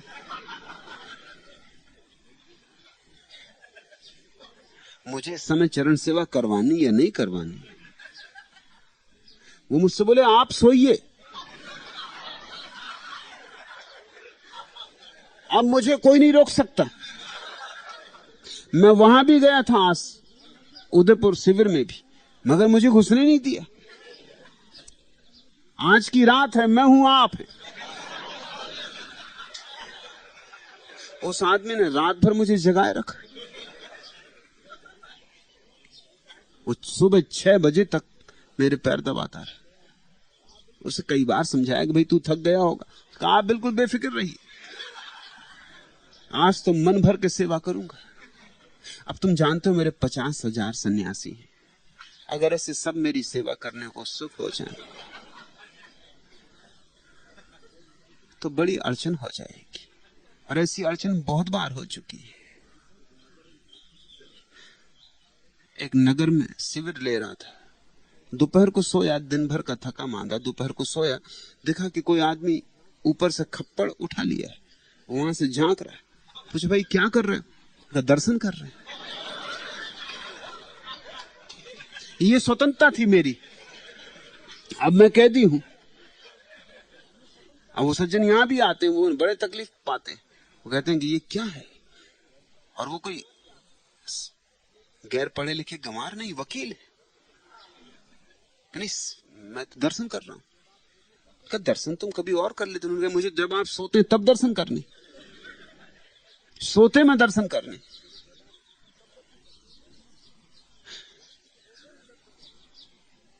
मैं कोई बंदी नहीं हूं, कौन मुझे बंदी बनाएगा?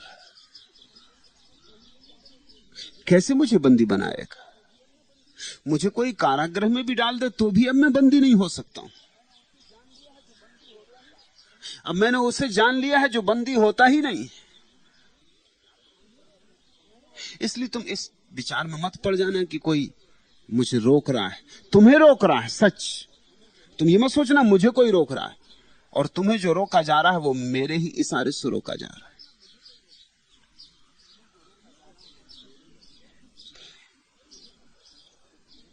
यहां इतने लोग हैं, अगर तुम सबको पूरे समय सुविधा रहे, जब तुम्हें आना हो आ जाओ, तो फिर किसी को भी आने का कोई अर्थ नहीं रह जाएगा। ऐसी ही हालत थी। 150 आदमी मुझे घेरे रहते थे, किसी को कुछ पूछना है पूछ ही नहीं सकता था। एक बोलता, दूसरा बोल देता, तीसरा जवाब भी दे देता। कोई डांटने लगता है कि तुम चुप रहो जी, तुम्हें कुछ पता नहीं, पहले कुछ सोचो समझो, क्या पूछ रहे हो। या कोई उत्तर देता कि कृष्ण ने गीता में ऐसा कहा, मुझे अवसर ही नहीं था। ये सत्संग कहते थे लोग इसको। उस सबको मुझे तोड़ना पड़ा, उसकी वजह से मुझे यात्रा भी बंद करनी पड़ी, क्योंकि कोई उपाय न था। जिनके घर में ठहरता वो मुझे परेशान कर देते। दिन भर के बाद मैं घर आया हूं, अब उनकी पत्नी को सत्संग करना है, कि उनकी मां को सत्संग करना है, कि उनके पिता को सत्संग करना है। अब उनका परिवार मेरे पास बैठा है, वो मुझे सोने नहीं देंगे। या उन्होंने पड़ोस के लोगों को इकट्ठा कर लिया है, उनके लिए विशेष आयोजन, क्योंकि हमारे घर रुके हुए हैं, ये हमारे रिश्तेदार हैं, इन सबको आपसे मिलना होगा। ये सब फिजूल समय खराब करना, शक्ति व्यय करवाना, यहां सब मेरे इशारे से हो रहा है। अगर तुम्हें मुझसे मिलना होता है और 3 दिन रोका जाता है तो उसका भी प्रयोजन है। ये मेरे अनुभव में आया कि तुम जब मिलना चाहो तभी तो तुम्हें मिलने ही नहीं देना, क्योंकि अक्सर तुम्हारे प्रश्न इतने फिजूल होते हैं कि 2-3 दिन टिकते ही नहीं, अपने आप चले जाते हैं। उनका जवाब की कोई जरूरत ही नहीं थी। 3 दिन बाद जब तुम मुझसे मिलने आते हो, मैं पूछता हूं कहोगे क्या कहना, तो तुम कहते हो वो तो मामला खत्म ही होगा, उसमें कुछ सार नहीं। अब तो पूछना भी व्यर्थ मालूम होता है। तो जिसको पूछना 3 दिन में ही व्यर्थ हो गया, 3 दिन पहले तुम मेरा समय ही खराब करते, वो उस दिन भी व्यर्थ था। अगर 3 दिन पहले सार्थक था और सच में सार्थक था, तो 3 जन्मों तक भी सार्थक रहेगा। 3 दिन में व्यर्थ कैसे हो जाए। लेकिन कुछ भी उलझलू तुम्हारे दिमाग में उठा, पहुंच गए। तो तुम्हारे दिमाग की खुजलाहट मिटाने के लिए मैं यहां नहीं हूं कि तुम्हें जरा सी खुजलाहट उठी कि तुम गए सत्संग करने। थोड़ा धैर्य, थोड़ी प्रतीक्षा, स्मरण रहे यहां जो भी हो रहा है मेरे इशारे से हो रहा है। और कभी भी अगर तुम्हें ऐसा लगे कि तुम्हारी मनसा के विपरीत हो रहा है, तो तुम यही सोचना कि तुम्हारी मनसा ठीक नहीं होगी।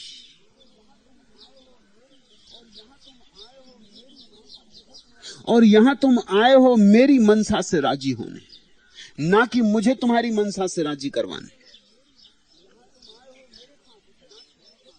यहां तुम आए हो मेरे साथ चलने और मेरे साथ बहने, ना कि मुझे अपने साथ चलाने। तुम्हारे साथ मैं चलूंगा तो तुम्हें रस बहुत आएगा, आनंद बहुत आएगा, लेकिन मैं तुम्हारे किसी काम ना आ सकूंगा। तुम्हारे जीवन में निर्वाण की कोई किरण ना उतार सकूंगा। तुम अगर मेरे साथ चलोगे तो शायद उतना रस ना भी आए, शायद अड़चन भी मालूम पड़े, चढ़ाई का रास्ता होगा, लेकिन तुम कहीं पहुंचोगे। मेरी नजर तुम्हारी क्षुद्र आकांक्षाएं पूरी करने की नहीं, मेरी नजर तुम्हारी विराट अभीप्सा को पूरा करने की। इन दोनों में चुनना पड़ा है। तुम्हारी क्षुद्र आकांक्षाएं बड़ी फिजूल है कि मेरे घर चलिए, हमारे घर भोजन स्वीकार करिए। तुम्हारी ये फिजूल की आकांक्षाएं, इससे सिर्फ तुम्हारे अहंकार को रस मिलता और कुछ भी नहीं कि मेरे घर भोजन करने आए। मैं तकलीफ में पड़ गया था। सुबह किसी के घर चाय पीना पड़ती, दोपहर किसी घर भोजन करना पड़ता, शाम को फिर किसी घर चाय पीनी पड़ती, रात फिर किसी के घर भोजन करने जाना पड़ता, और सब जगह भीड़ भाड़। भोजन से किसी को प्रयोजन नहीं, चाय पीना भी दुश्वार। मैं चाय पी रहा हूं, तुम सत्संग कर रहे हो, भीड़ इकट्ठी। मैंने देखा कि इससे तुम्हें मजा तो खूब आ रहा है, लेकिन लाभ कुछ भी नहीं हो रहा है। मनोरंजन हो रहा है, मनोभंजन नहीं हो रहा है। मनोरंजन से मुझे क्या लेना देना है। मनोरंजन के तो बहुत उपाय हैं तुम्हारे लिए। मैं तुम्हारा मनोभंजन करना चाहता हूं, तुम्हारा मन टूट जाए, मिट जाए, ऐसी कीमिया तुम्हें देना चाहता हूं। उस कीमिया देने के लिए सारा विशेष आयोजन किया गया है। तुमने बुद्ध और महावीर का पूरा उपयोग नहीं उठाया। तुम उठा नहीं सकते थे, क्योंकि तुम इन्हीं फिजूल बातों में उनका समय भी खराब करते रहे। तुम चाहो तो मेरा पूरा उपयोग उठा सकते हो। एक ही आकांक्षा मैं तुम्हारी पूरी करना चाहता हूं कि तुम परमात्मा को जान लो, कि तुम समाधिस्थ हो जाओ। बाकी सब गौण है, बाकी सब फिजूल है, बाकी का कोई मूल्य नहीं है। बाकी तुम्हारे क्षुद्र प्रश्न इत्यादि किसी सार के नहीं। उठते हैं चले जाते हैं, हवा के झोंके आएंगे चले जाएंगे। उनमें इतने परेशान मत हो जाओ, न उनमें इतने चिंतित हो जाओ।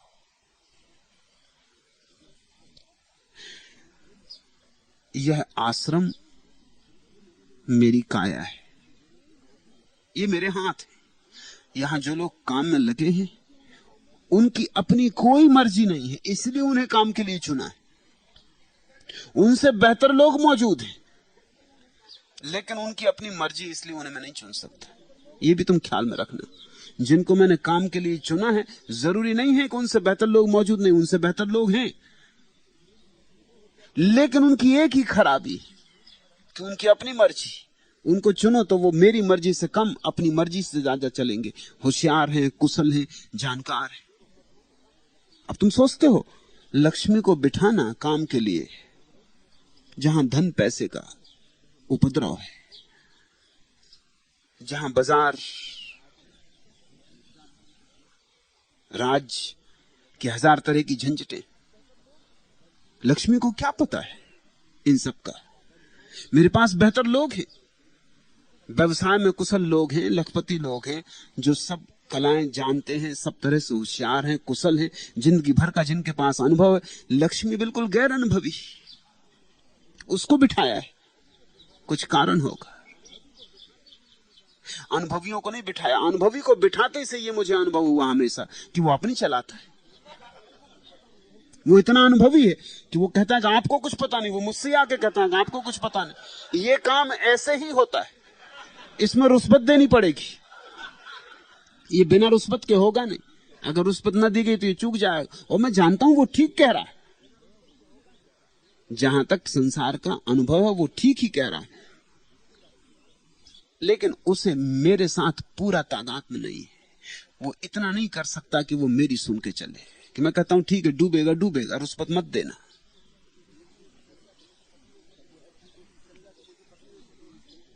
तब वो ऐसी कोशिश करेगा कि मुझे पता ही ना चले और रुस्बत दे दे। उसकी भली ही आकांक्षा है, वो कुछ मेरे खिलाफ नहीं है, मेरे पक्ष में ही करने की सोच रहा है, लेकिन फिर भी कहीं मुझसे उसका तालमेल नहीं बैठ रहा है। उसका समर्पण पूरा नहीं। उसकी समझदारी इतनी है कि समर्पण में बाधा बन रही है। उसे मैं जो भी कहूंगा उसमें वो अपनी समझ डाल ही लेगा। इसलिए बहुत मेरे पास सन्यासी हैं जो ज्यादा काम के हैं, लेकिन एक अड़चन उनके साथ है, उनका अनुभव ही बाधा बन जाता है। इसलिए मुझे ऐसे लोग चुनने पड़े जिनका कोई अनुभव नहीं, जिन्होंने न कभी व्यवसाय किया है, न राजकीय काम धंधा किया है, जिन्होंने कुछ किया ही नहीं इस तरह का।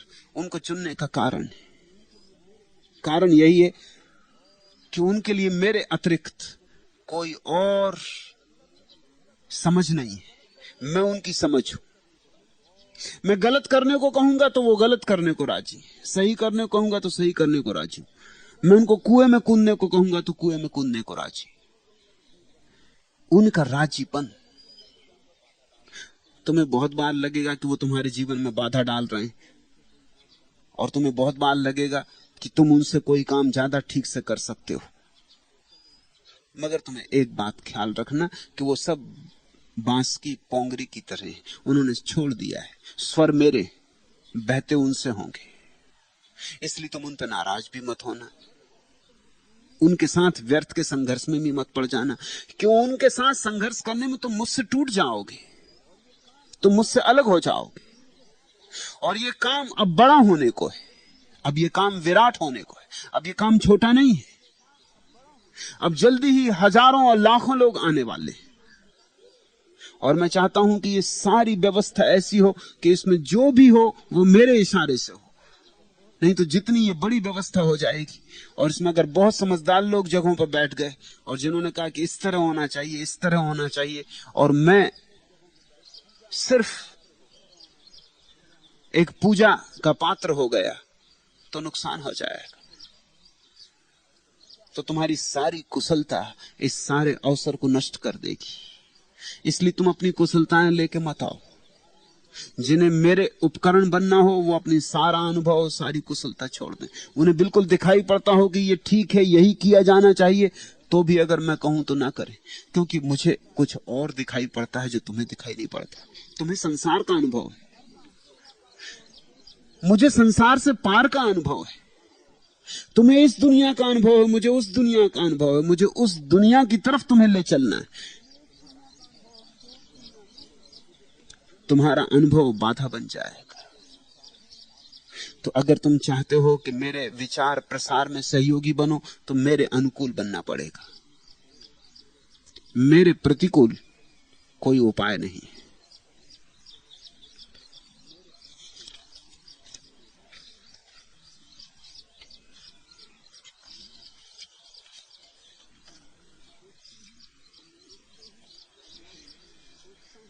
आखिरी प्रश्न। सोचता हूं संन्यास लूं, लेकिन निर्णय नहीं कर पाता हूं। आप ऐसा समझाएं कि इस बार बिना संन्यास लिए न जा सकूं। आपका आकर्षण प्रबल है और बार बार यहां खिंचा चला आता हूं, पर फिर बुद्धि सक्रिय हो जाती और वैसा का वैसा लौट जाता हूं। सोचने से किसी ने कभी संन्यास लिया? सोचने वाले संन्यास कैसे ले सकते? संन्यास और सोचने में विरोध है।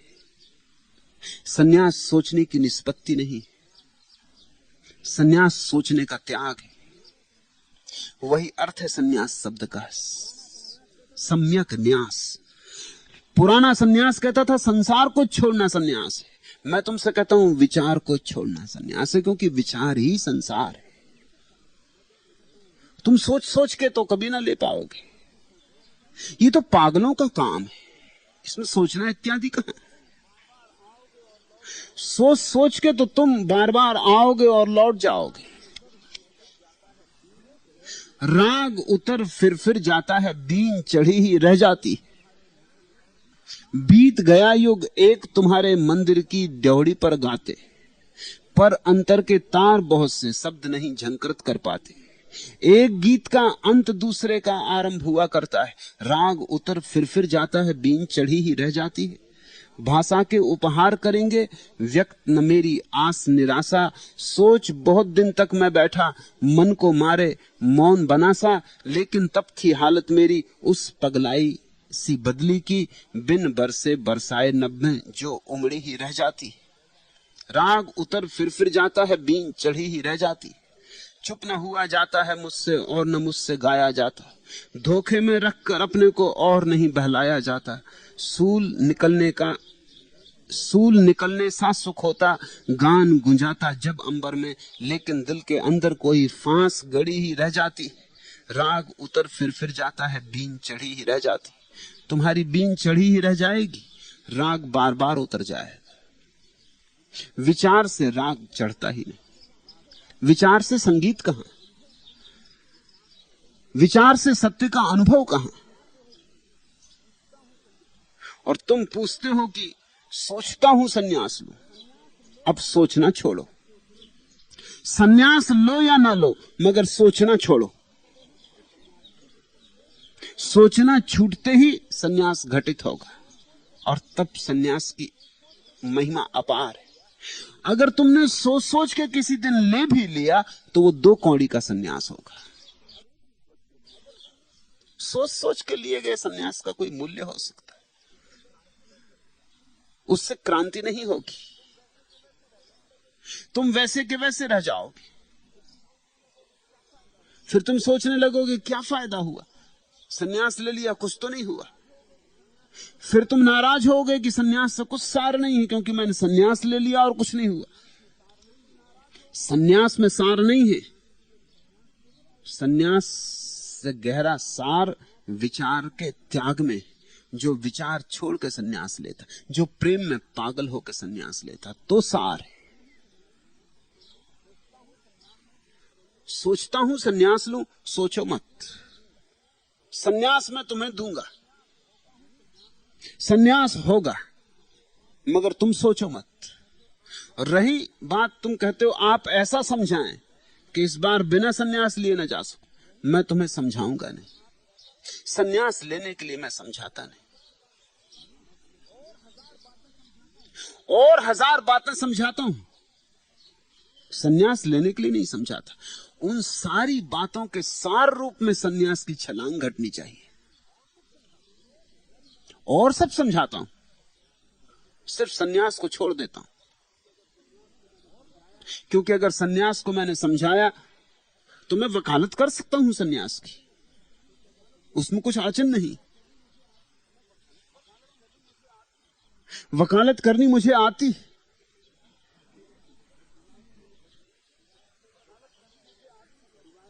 असल में मेरे परिवार के लोग बचपन से मुझे वकील बनाना चाहते,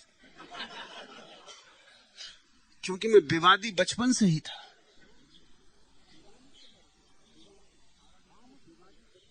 सारा गांव मुझसे परेशान था विवाद के कारण। गांव में कोई सभा नहीं हो पाती थी जहां मैं खड़ा ना हो जाऊं और जहां विवाद खड़ा ना कर दूं।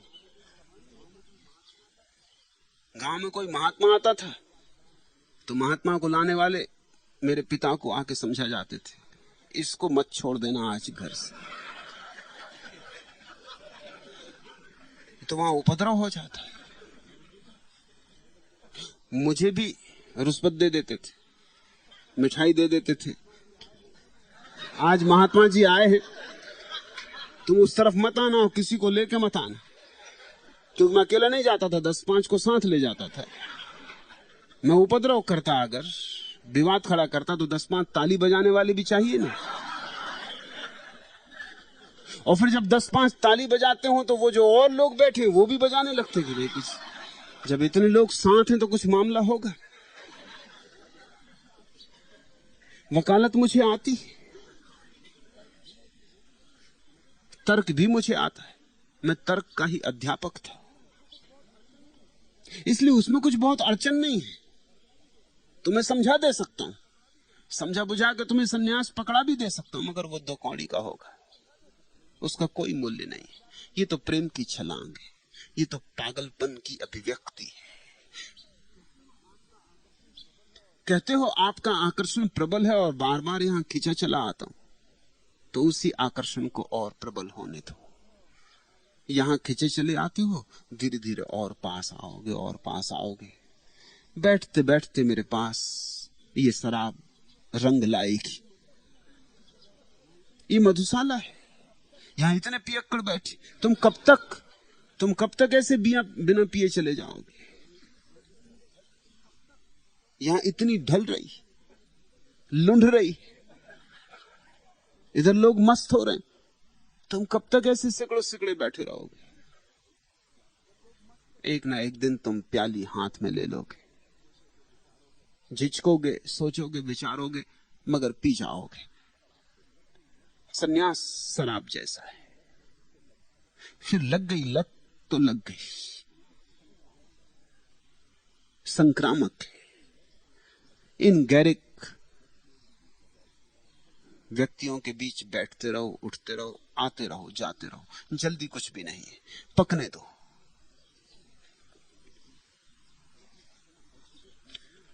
ये घटना ऐसी घटनी चाहिए जैसा प्रेम में घटती। देखा एक स्त्री को, पहली नजर का प्रेम कहते हैं, देखा कि बस हो गया। देखा एक पुरुष को कि हो गया,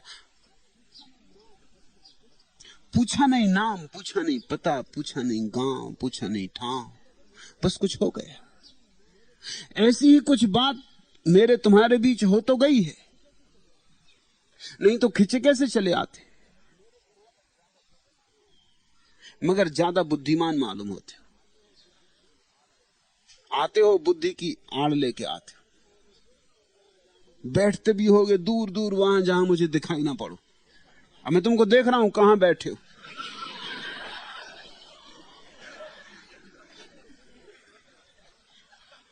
ऐसे बच ना सकोगे। अब नाम तुम्हारा नहीं लूंगा, नहीं तो ये लोग बहुत हंसेंगे और तुम्हें पकड़ेंगे।